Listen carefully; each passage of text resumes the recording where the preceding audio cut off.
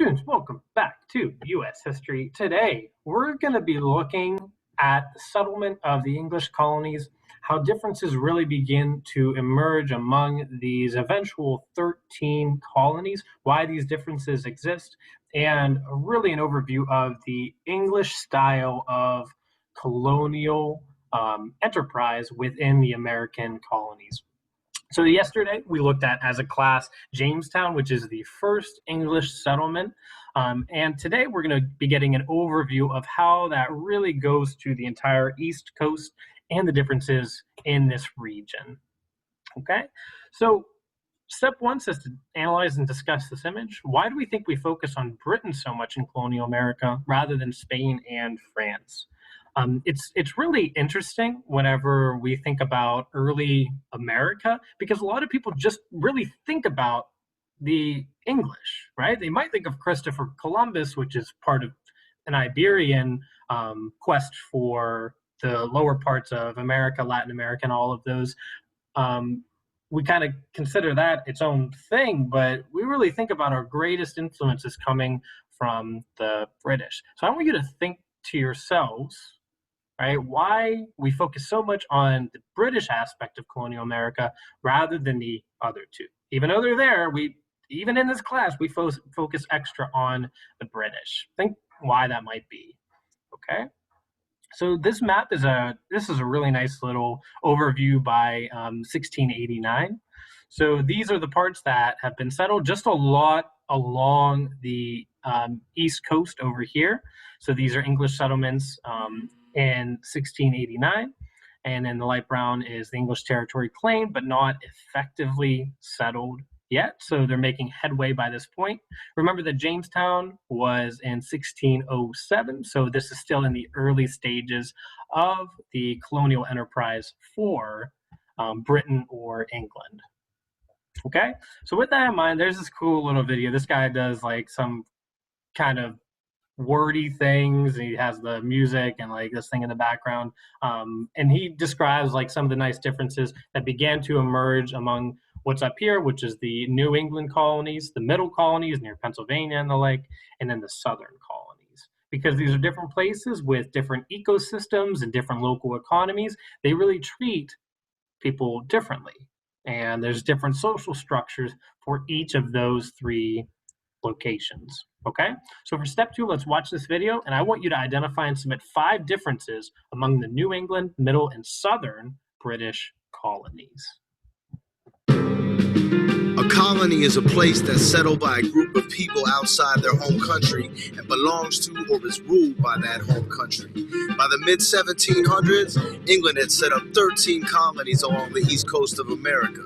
These colonies all had some things in common, but they can be divided into 3 groups that each had a certain way of life. Now, let's start in the Northeast. Look, and you'll see the New England colonies, Connecticut, Rhode Island, Maine, New Hampshire, and Massachusetts. People came mainly from England for religious freedom, to practice their religion the way they need them, but to raise a family and try to feed them. So they mention one thing that makes the New England colonies distinct. There is a particularly religious part to their reason for being there, for their settlements. Can prove to be difficult, and for a few reasons. The soil was rocky, the climate cold. They could barely grow more food than their bellies could hold.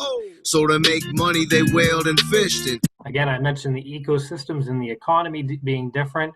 The types of things like fisheries and being able to fish are set up there, but they might not be in a place like South Carolina as much because the soil is a lot different.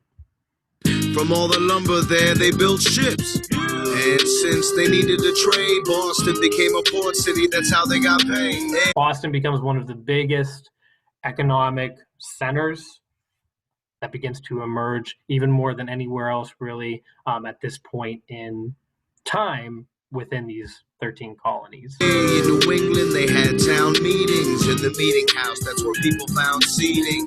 The men discussed the issues of the town, and the meeting house is where church services went down. Now, religion was a major inspiration, and it was integrated in kids' education. Lastly, for black people living in New England, some lived free, but they were treated different. And even worse, many were enslaved doing Slavery existed in some form in all 13 colonies. skilled jobs or housework for no pay. I've got something y'all will want to see. What? Follow me through the 13 colonies. New England, the middle and southern, and each region shared traits you'll discover. Listen, some came for freedom of religion. Some came to get money and make a living. Others were forced here to work as slaves. The 13 colonies became 13 states. Now in the middle colonies there are New York, New Jersey, Pennsylvania, and Delaware. Yeah, and they were the most diverse, home to German, French, Irish, Dutch, the work. So what makes them distinct, what you could have up here as one of the differences, is the amount of diversity within the middle colonies. Okay, and it hurts when we mention blacks. Some were free, some were slave laborers breaking their backs. And the climate was more mild, it was wild, the wheat and many grain stockpiled.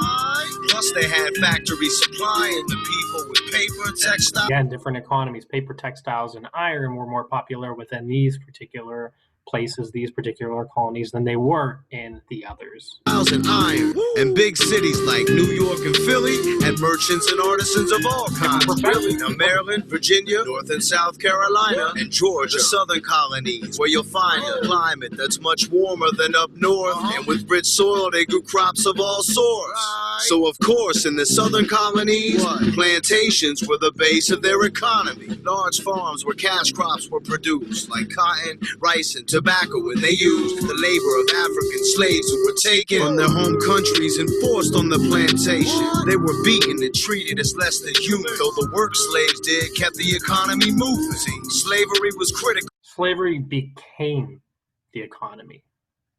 It became the economy of the South.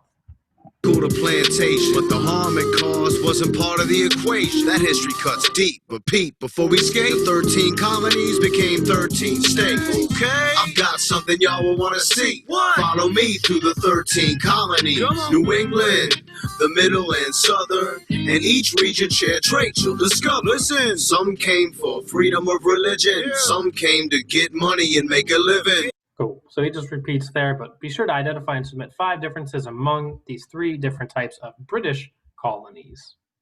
Finally, for step 3, you're going to complete the English settlement simulation in OneNote. Notify me via submission once it is done, and it looks like this.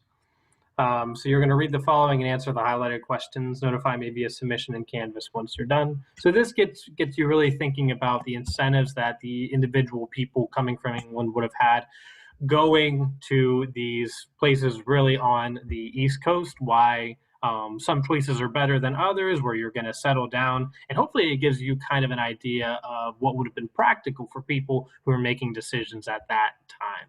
And then what you ultimately submit is your response to step 2 and the submission that you've completed the OneNote. And with that, I hope you have a wonderful day. I'll see you later.